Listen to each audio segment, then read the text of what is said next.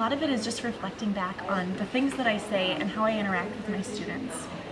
So that was a huge thing for me was, okay, what types of things am I doing with my students? How am I, especially facially, reacting to my students? The videotaping was a great thing for me because I looked back and I was like, oh, I didn't realize that I say those kind of things, or oh, I didn't realize that like when a student's struggling, a lot of times I try to like help them out. And sometimes it's even by just like giving them a smile. And it's those little things that then you see how they react and they're maybe a little down about themselves and all of a sudden they brighten up and they're more confident in themselves. I think just being able to reflect on everything and all, the edTPA separates it into the planning and the presentation and the assessment, and reflecting at each point and making sure that what I'm presenting is what I planned, what I'm assessing is what I planned, and it's what I presented, and be to reflect on it all and tie it all together. I think that really improves what I've been doing. I think the planning aspect of it, because when I first started in my student teaching placement, it was a lot of like, I'm just going to look at it the night before and then just kind of wing it. And that doesn't really work when you're trying to plan a really great lesson. When you do the planning, everything just falls into place. Like it goes so much smoother and it's so much easier on you as a teacher. So I think the planning aspect of it was really beneficial going into my first year of teaching.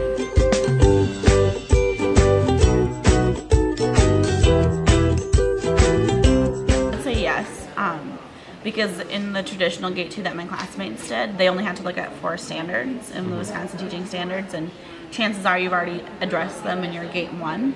And I think for me, my lessons incorporated all 10 of the standards. It shows that I know how to teach. It shows that I know my content. It shows that I can adapt and make changes based on my students. And I think for me, it's about all good lessons and all good units should incorporate all 10 of those things. It should connect to the community.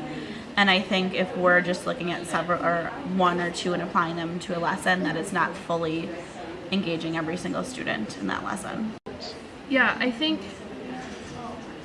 it's a lot more applicable because you're going to be always planning instruction, and there's so many of the standards that fit into that planning aspect of it. When you're planning, you have to know the needs of your class. You have to know what kinds of learners there are. You need to know how to differentiate your instruction. And a lot of times with the planning, if you're involving the community, you have to do all that ahead of time. You can't just show up at the police station and expect for them to know what's going on. So there's so much just in the planning portion of the edTPA that you need to know ahead of time that fit right into those standards. And then same with instruction. You need to engage your learners and you need to be doing the things that are supporting their needs and their learning in that. And then with assessment, that's a lot about being reflective and did my students learn what I was trying to teach them. So I think there's so many of those Wisconsin standards built right into the format of edTPA. Perfect. So when I did the edTPA, I didn't really think of the standards as I was doing it, but then I went back and reflected on it. And you really use all of the standards in your lessons, but you do it more naturally.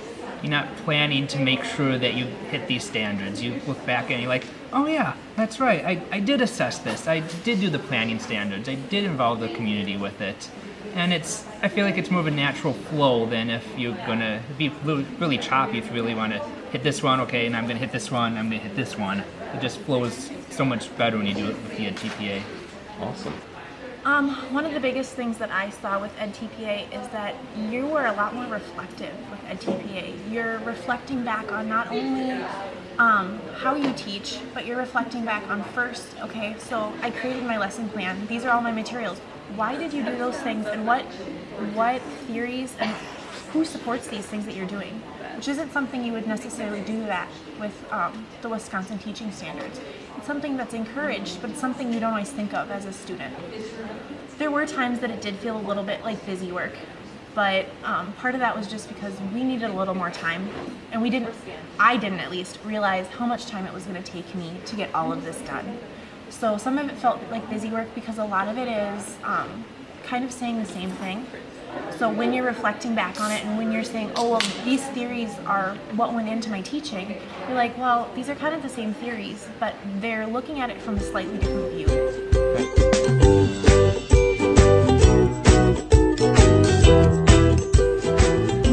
I was already confident confident in my ability to write lesson plans and create units. But I guess you really discover I can take in this research. You know, people talk about the research and all the different theories, and that was one of my biggest challenges when I thought about edTPA. What theories do I know that I can bring in? I was reading them, it's like, oh, you know, this fits what I'm doing without even noticing it. And then when I look further into the research, I can further change my lesson plans and make it so much stronger and be like, why did I choose this activity? Because this research backs it up. And I didn't think that I was, you know, capable of doing that really, because it's not something you do when you do lessons in, you know, a classroom. You talk about it, but not in that depth.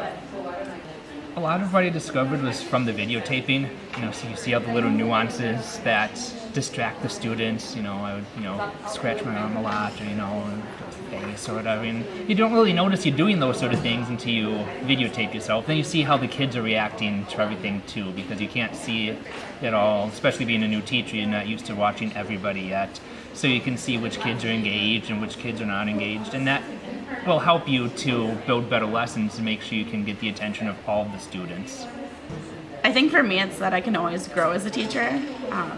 I've been teaching for a long time in terms of, like, I teach lifeguarding, I've taught swim lessons, I've worked with 4-H, but in terms of there's still a huge growing process between your student teaching your first year and your 10th year, and I think for me that's like what teaching is all about.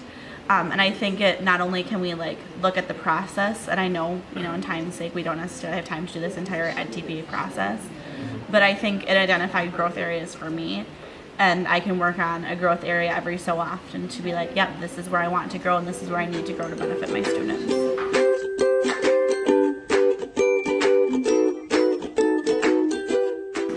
Start early. Start as early as possible. Start early. One of the biggest things that I would have to tell other people is make sure that you put your time in early. Make sure that you're setting aside the time. I would say to pace yourself. You get the documents with, you know, anywhere from 5 to 10 questions that you have to answer, and it looks very overwhelming, but just take 1 or 2 questions at a time, go take a coffee break, answer a couple more questions, you know, pace it out throughout the week. You know, what I did is I said, okay, this week I want to have the planning commentary done, and I said, Tuesday I'm going to do 2 questions, Wednesday I'm busy, I'm going to do 1 question, Thursday I'm going to do 2 more questions, and that way it's not as overwhelming to get everything done.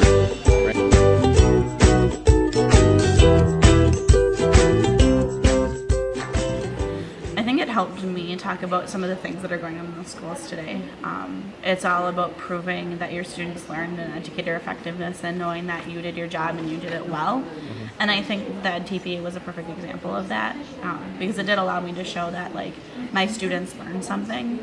I look at their pre-test and their post-test, and my students, you know, as much as they thought the post-test was difficult, that they learned something, and they learned something about the world and how we as Americans interact with the Middle East. Right. Awesome.